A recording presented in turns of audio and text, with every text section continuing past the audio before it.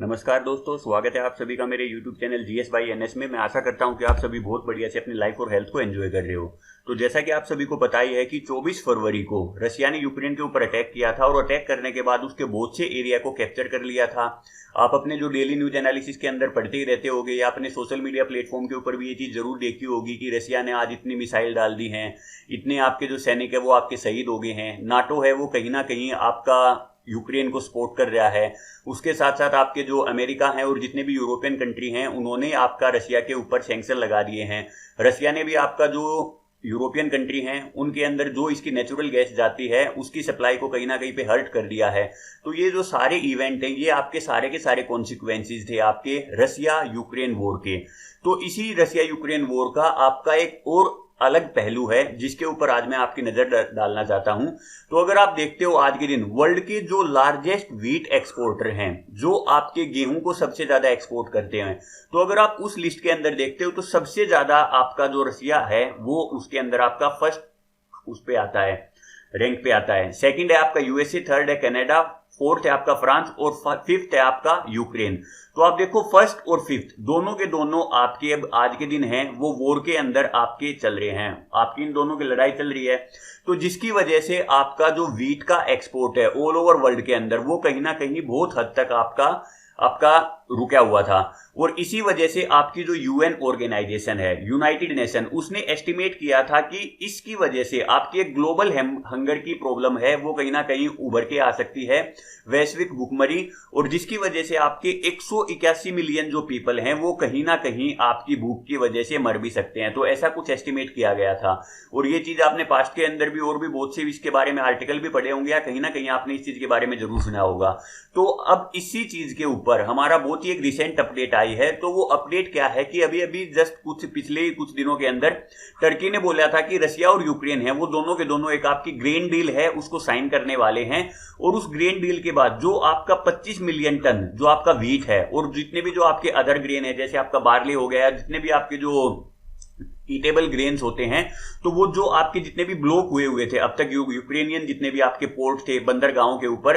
तो अब वो क्या बोल रहे हैं कि वो वहां से खुल जाएंगे। और उनके खुलने के बाद आपका जो पूरे वर्ल्ड के अंदर जो ये वैश्विक भूखमरी की जो कंडीशन बनने वाली थी उसके अंदर बहुत ही ज्यादा राहत देखने को मिलेगी। अब तक इसके ऊपर क्या था कि दोनों की दोनों कंट्री हैं वो एक दूसरे को ब्लेम कर रही थी। रशिया बोल रही थी कि यूक्रेन है वो हमारे मतलब कि जो जितने भी शिप्स हैं ग्रेन के उनको आगे नहीं जाने दे रहा है, उन्होंने जो ब्लैक सी है उसके अंदर अपनी माइंस बिछा दी हैं। सेम यूक्रेन है वो रशिया के ऊपर आपका आरोप लगा रहा था। तो ये आपका जो ब्लेम गेम है वो दोनों के अंदर चलता आ रहा था। और ये फाइनली जो टर्की ने आपकी स्टेटमेंट दी थी वो जो डील है वो अब आपकी साइन हो चुकी है आपकी। अब उस डील के अंदर आप देख सकते हो कि एक तो आपके यूएन के चीफ हैं एंटोनियो गुटेरेस, उसके बाद आपके टर्की के प्रेसिडेंट हैं इरोडगन, और उसके बाद ये हैं आपके यूक्रेन के आपके ऑफिशियल, और यहां पर ये आप देख सकते हो रशिया के जो डिफेंस मिनिस्टर हैं वो हैं आपके। तो ये चारों के चारों आपके आए थे और इन्होंने इस डील को साइन कर दिया है। यहां पर आप जो अदर न्यूज़पेपर है वहां पर भी आप देख सकते हो कि जो ब्लैक सी पोर्ट है उसके थ्रू अब आपका जितना भी जो ग्रेन है वो एक्सपोर्ट हो सकता है।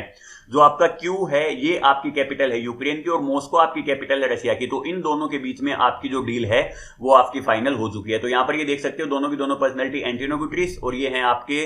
टर्की के प्रेसिडेंट इरोडगन। तो अब इसके बाद आपकी अगर और आप जो न्यूज़पेपर देखते हो जैसे आपका सीएनबीएन है तो इसके अंदर भी ये चीज आपकी लिखी हुई है कि रशिया और यूक्रेन है उन दोनों ने आपकी यूएन बैक डील है ये आपकी। ये बहुत ही इंपॉर्टेंट है क्योंकि अब तक अगर आप इसका पीछे हिस्ट्री देखते हो तो यूक्रेन है वो बोल रहा था कि मैं अपना जो व्हीट है उसको एक्सपोर्ट तो कर दूंगा लेकिन इसके लिए मेरे को कोई ना कोई जो इंटरनेशनल ऑर्गेनाइजेशन है उससे बैकअप चाहिए। बैकअप का मीनिंग क्या है कि अगर वो मेरे को बैक करेगी कि हाँ हम इस डील के अंदर आपका ब्रोकरेज करवा देंगे, कहीं ना कहीं हमारी मध्यस्थता हम करेंगे, हम बीच में आ रहे हैं कि इसकी वजह से आपको कोई दिक्कत नहीं होगा, जो भी आपके अनाज की शिप जाएंगे उनको हम प्रोटेक्ट करेंगे। तो अगर इस टाइप का कोई आपका बीच में आपका ब्रोकरेज वाला बंदा आता है तो हम क्या कर सकते हैं, डील को कंप्लीट कर सकते हैं। तो ये डील है वो अब आपकी कंप्लीट हो चुकी है। अब अगर हम देखते हैं तो ये देखो आपको ब्लैक सी है उसको मैंने बार बार बता दिया। तो ये देखो आपका ब्लैक सी है ये आपको यहाँ पे देख सकते हो, ये आपका रशिया है और रशिया के बाद दिस इज योर यूक्रेन। तो आपको पता ही होगा कि रशिया ने जब अटैक किया था तो ये वाला जितना भी भी एरिया है इसको मोस्टली को रशिया ने है अपने अंडर में ले लिया है,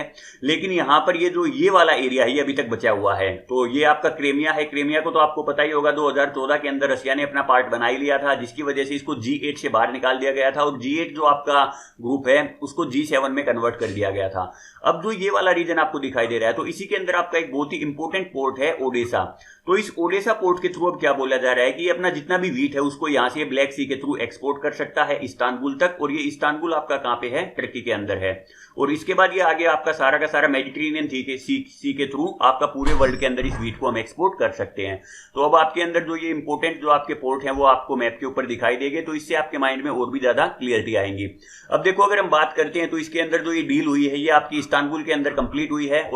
अब यहाँ पर सेम वही बोला गया है कि जो आपका ओडेसा पोर्ट है उससे आपका बहुत ही ज्यादा जो आपका ग्रेन है उसको एक्सपोर्ट किया जाएगा, और जो ग्लोबल शॉर्टेज हो रही है आपकी,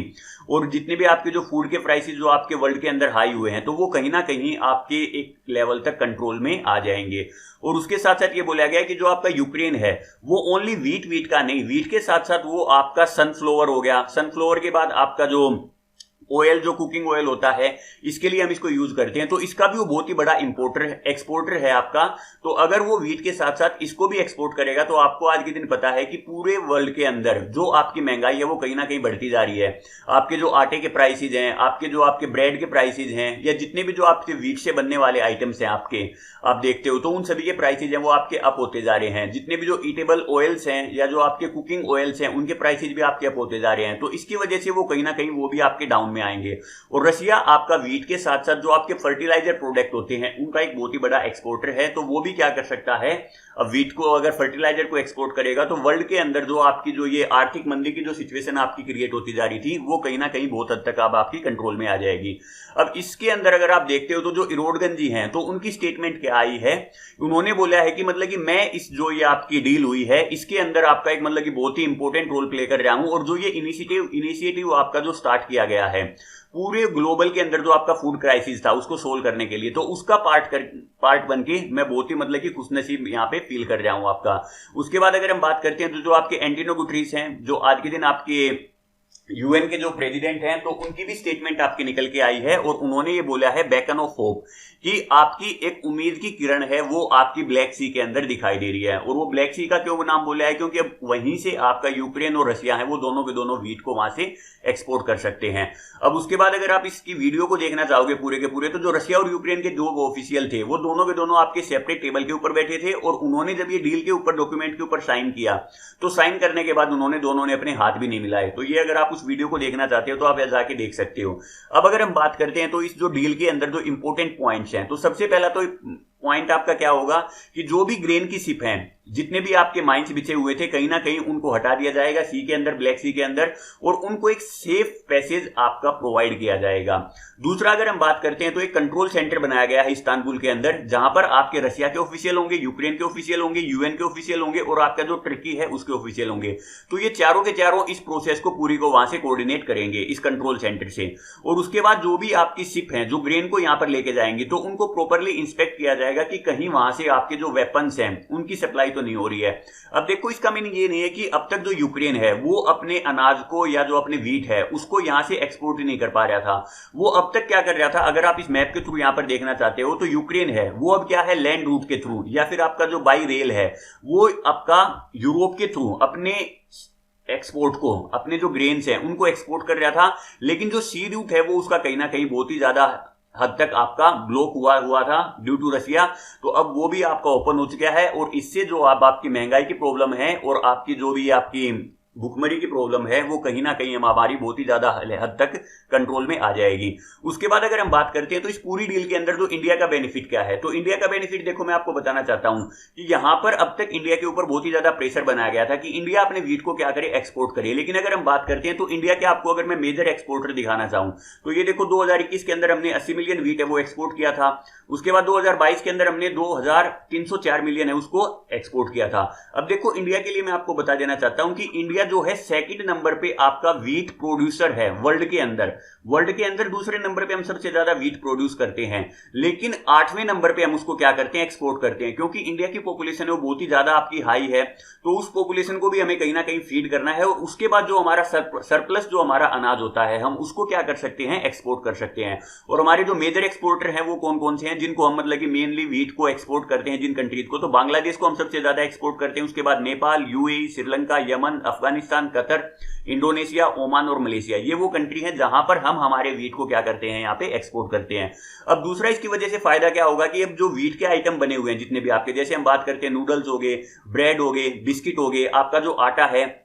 इनके भी जो आपके प्राइसेज हैं वो कहीं ना कहीं बहुत हद तक डिक्रीज हो जाएंगे, और आपकी जो महंगाई की दिक्कत है वो हमारी इंडिया के अंदर कहीं ना कहीं हद तक कंट्रोल होके जाएगी। और उसके बाद जो सनफ्लावर ऑयल है, अगर उसका भी एक्सपोर्ट यूक्रेन स्टार्ट कर देता है तो आपका जो कुकिंग ऑयल के प्राइसेज है वो भी कहीं ना कहीं तक डिक्रीज होके आएंगे, और ये ओवरऑल वर्ल्ड के लिए बहुत ही बढ़िया है। तो आप बता सकते हो कि आपको डिस्कशन कैसा लगा। अगर चीजें आपको पसंद आती हैं तो आप चैनल को सब्सक्राइब कर सकते हो, चीजों को लाइक करना ना भूलें, और अगर आपको लगता है कि मेरे को इससे कुछ नई चीजें सीखने को मिली हैं तो आप चीजों को शेयर भी कर सकते हो। तो आज के डिस्कशन में इतना ही, मिलते हैं हमारे नेक्स्ट डिस्कशन में, तब तक के लिए thank you and take care.